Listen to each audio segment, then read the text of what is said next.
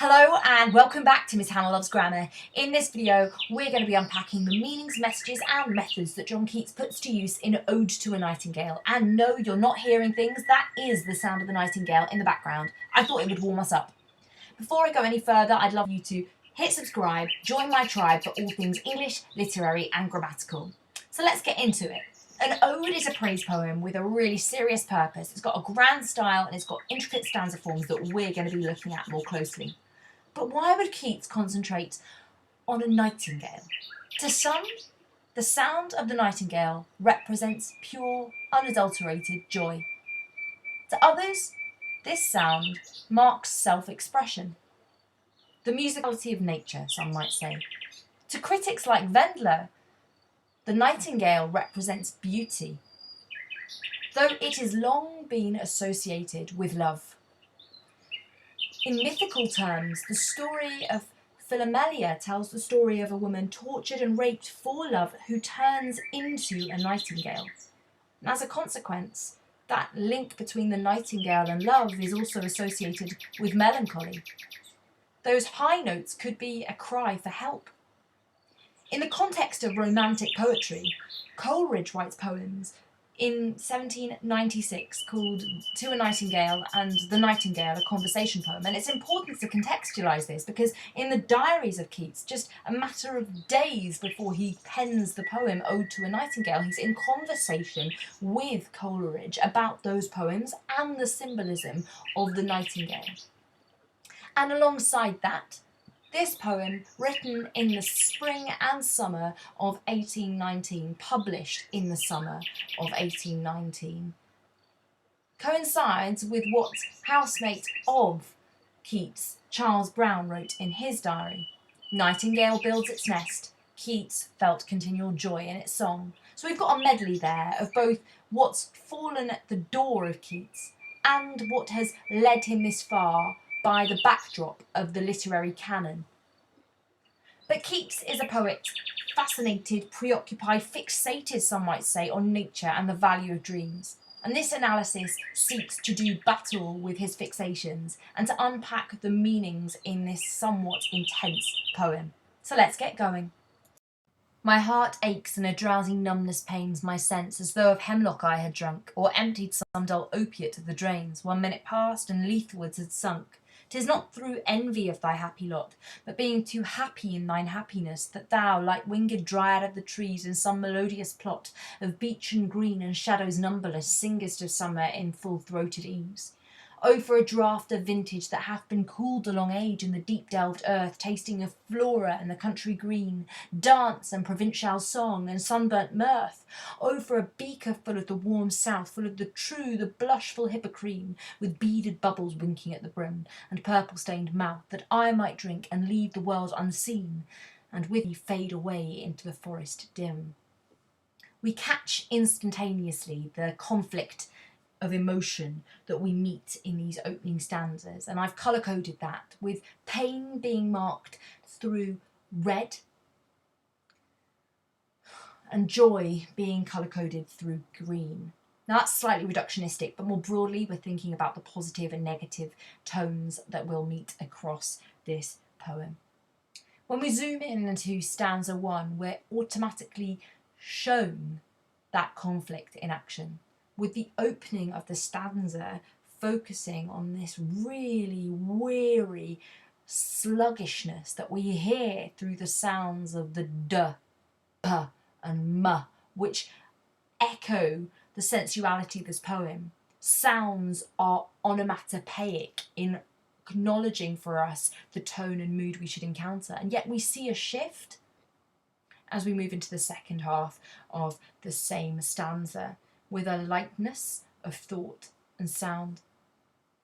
I want to zoom us in to the imagery of sluggishness.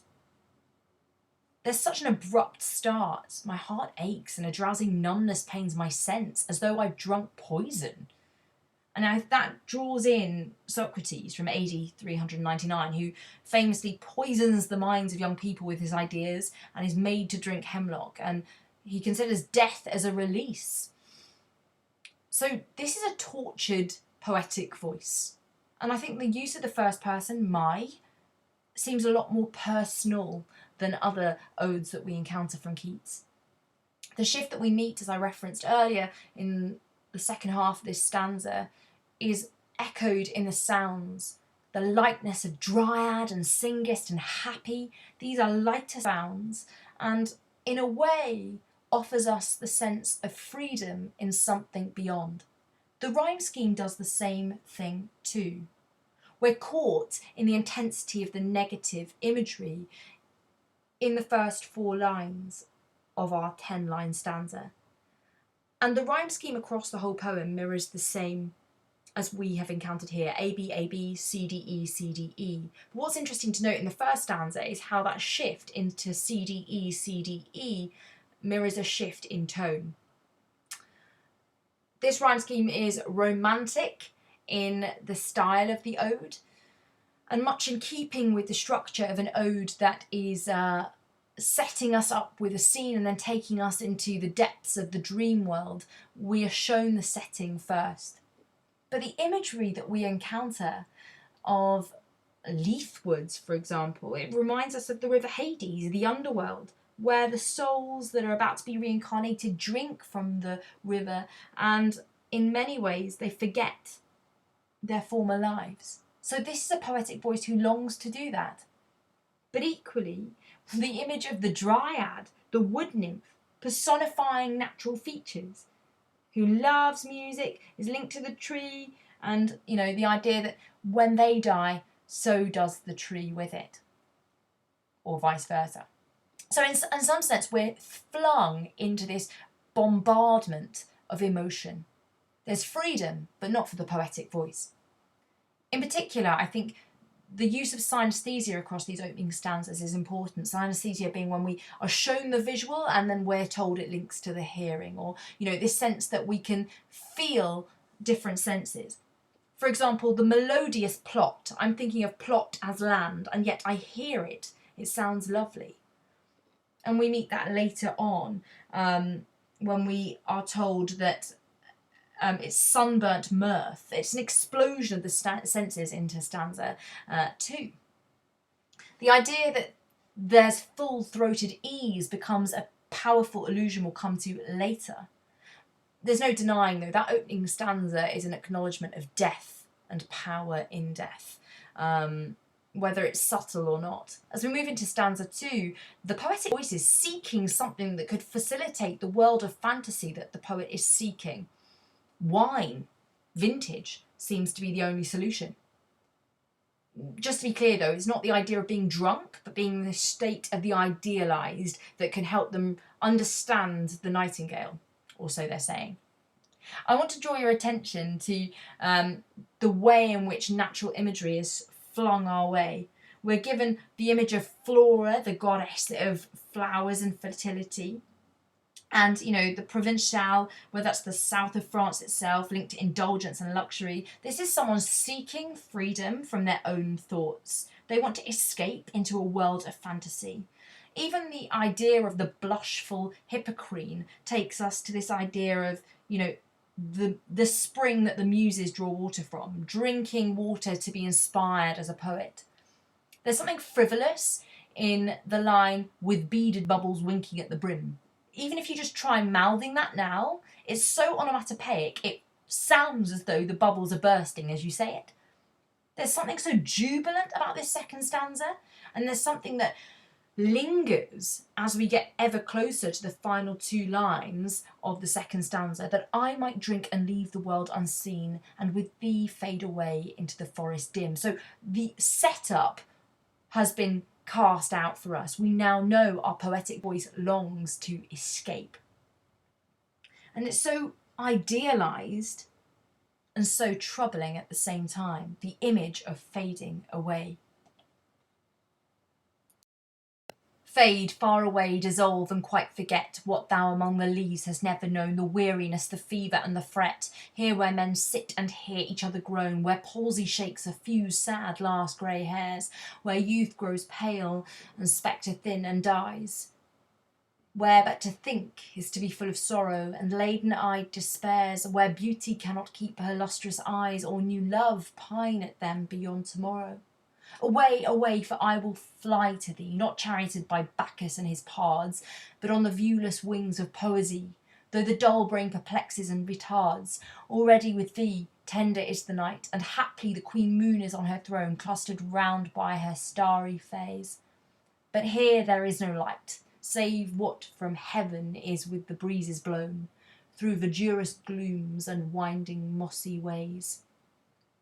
So we're given this huge, overwhelming sluggishness again that we first met in stanza 1. But equally, we're repeating an image of fading that we first meet towards the end of stanza 2. We have to question why we're fading far away. We've got all these euphemistic ideas of fading, dissolving, forgetting. We're shown the intensity of our poetic voice seeking to be numb from the struggles of life, referenced as weariness, fever and fret. We have to question, is the poetic voice escaping the real world? Is that the real world of the Nightingale?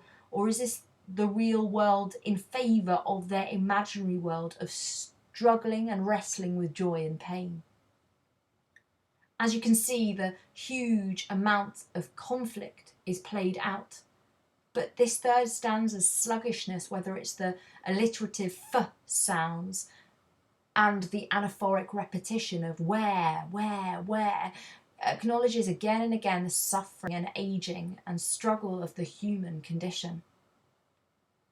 As we shift to the final 2 lines of stanza 3, we're shown where beauty cannot keep her lustrous eyes, or new love pine at them beyond tomorrow. And the capitalisation of beauty and love, whether that's personification or just capitalisation, it intensifies the virtue and glory of both those things. There's something so intense of the exclamation at the start of stanza 4.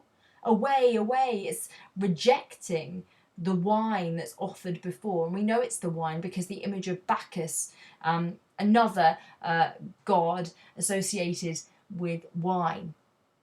And it's the idea that this poetic voice is instead choosing the fantasy bird of the poesy. Our poetic voice is calling on sensuality and passion. It seems as though they're free from that. They don't want to be drunk. They just want the idealised form of what their imagination can do. I think the line after, though the dull brain perplexes and retards, is quite powerful. The dull brain contrasts to the sensuality of following your heart. How unsatisfying it is to just use your mind all the time. And then as we navigate towards the end of stanza 4, we're shown the world in darkness. The dark imagery of no light and glooms accentuates this business of our poetic voice meeting this imaginary bird that's offering an escape from pain. I cannot see what flowers are at my feet, nor what soft incense hangs upon the boughs. But in embalmed darkness guess each sweet wherewith the seasonable month endows, the grass, the thicket, the fruit tree wild, white hawthorn and the pastoral eglantine, fast fading violets covered up in leaves, and mid-May's eldest child, the coming musk rose full of dewy wine, the murmurous haunt of flies on summer eves. Darkling I listen, and for many a time I have been half in love with easeful death, called him soft names in many a mused rhyme, to take into the air my quiet breath.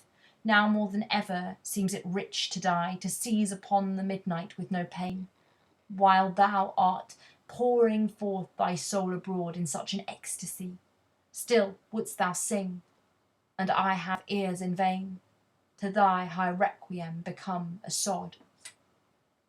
The image of it being so dark that they can't see consumes us as we move into stanza 5. We're thrust into the awkwardness of not being able to see. And so is that the intensity of other senses that will take a lead?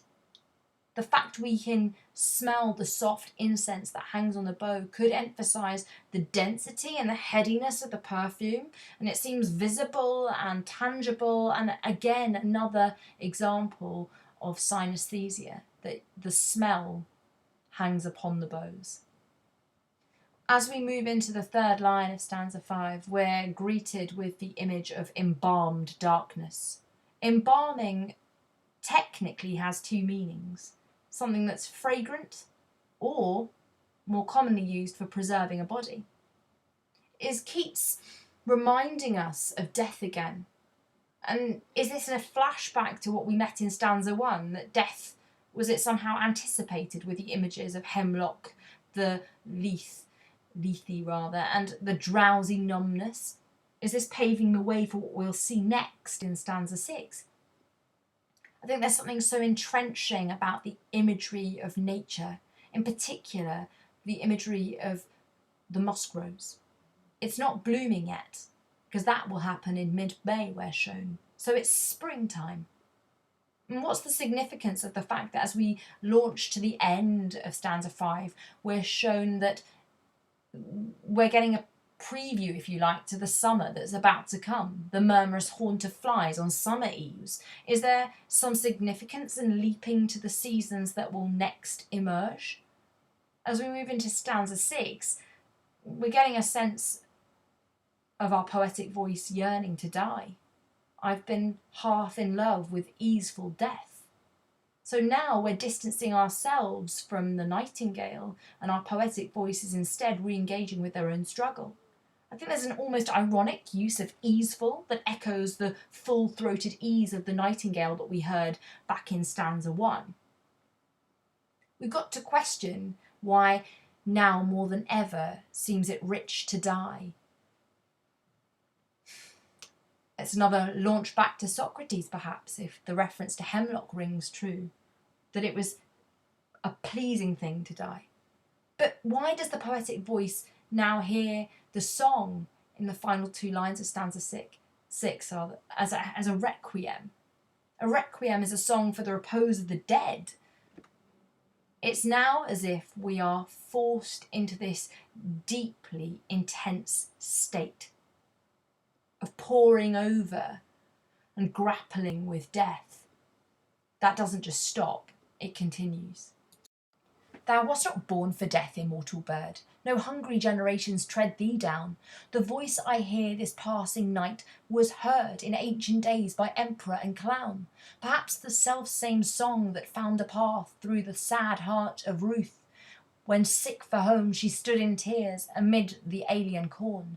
The same that oft times hath charmed magic casements, opening on the foam of perilous seas and fairylands forlorn. Forlorn, the very word is like a bell to toll me back from thee to my sole self. Adieu, the fancy cannot cheat so well as she is famed to do, deceiving elf. Adieu, adieu, thy plaintive anthem fades, past the near meadows, over the still stream, up the hillside, and now 'tis buried deep in the next valley glades. Was it a vision or a waking dream? Field is that music. Do I wake or sleep? So now stanza 7 shifts us back from the poetic voices sense of mortality back to the immortality of the bird, which seems ridiculous if this is actually talking about a literal nightingale. So we have to interpret the immortal bird reference to the nightingale's symbolic reference to joy in life or ideal beauty. And we acknowledge that this is symbolic because in the second line of the 7th stanza we're shown no hungry generations tread thee down. Hungry generations suggests that, hungry, that we strive and we die. The contrast to the human condition is acknowledged. We recognise this is not the direct natural creature we would often associate, but is this a reference to the species as a whole? This particular stanza draws reference to the biblical allusion of Ruth. We've got her as a descendant of King David. There's a whole Bible book named after her. Poets at the time are devoted in praising her, not just for her loyalty to her mother-in-law Naomi, but also to this idea that she's a stranger in a strange land. So in a way, the reference to Ruth could be referring to the idea of being immortalised, much like the image of the immortal bird. But in this stanza, we're also greeted by the past, by the idea of also not just what's noted in the past, be that in the Bible or in mythical tales, but these tales become more magical and mythical as the stanza unfolds. The idea of fairylands forlorn. So, as I've said already, the references to the past accentuate distance, what's already happened, and a struggle that continues for the poetic voice beyond whatever is going on in the immortal realms of the bird. As we go back into the mode of the poetic voice in the final stanza, forlorn is the opening word, and we're told it's like a bell to toll me back to my soul self. So it's like back to reality with the repetition of forlorn in the final stanza. The idea that they're drawn back to themselves and the plaintive anthem fades. There's an ambivalence about that. Is that an anthem of patriotic praise, or is that the sense of crying out the end of your life in tragedy? Adieu, adieu, it's as if they're saying goodbye, again and again. But we wonder who the deceiving elf is. Is that a reference to the nightingale, or to the darkness that's done tricks? I think as we glide through this final stanza, we need to draw reference to the final couplet. The natural imagery that we see towards the end of the poem leaves us with a sense of inadequacy about the imagination, whether we're drawn past near the meadows, by the still stream, up the hillside, the valley glades. That final two lines, was it a vision or a waking dream? Definitely echoes this sense of inadequacy. Fled is that music. Do I wake or sleep? There's definitely associations with other Keats poems here. In particular, I want to draw reference to La Belle Dame sans Merci, that sense of being awoken and recognising, did this really happen? Could this be true? But this feels so deeply personal. Do I wake or sleep? The questions are unanswered. And the question that remains for us is this a poem about escapism or the need to accept the human condition? Is this a poetic voice who's doing battle with their own desires for death to free them of their struggles? Or is this a sense that whatever option, waking or sleeping, they're just hiding behind either option because of the struggles of the human condition? Whatever your thoughts, I'd love you to comment down below, and please do check out some of my other stuff if you want further analysis on the works of Keats or other romantics. Why not subscribe to Miss Hannah Loves Grammar for all things English, literary and grammatical?